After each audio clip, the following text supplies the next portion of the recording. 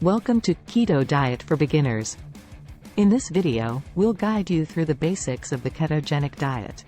A low-carb, high-fat eating plan that has gained popularity for its potential health benefits and weight loss effects.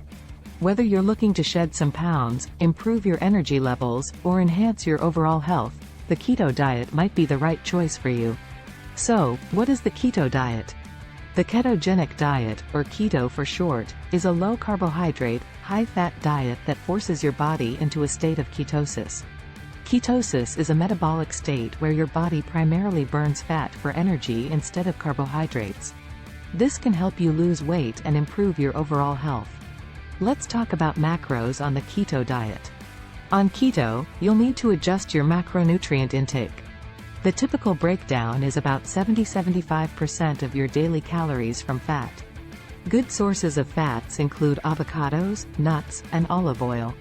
For protein, opt for lean meats, fish, and eggs. Now, let's explore some of the benefits of the keto diet.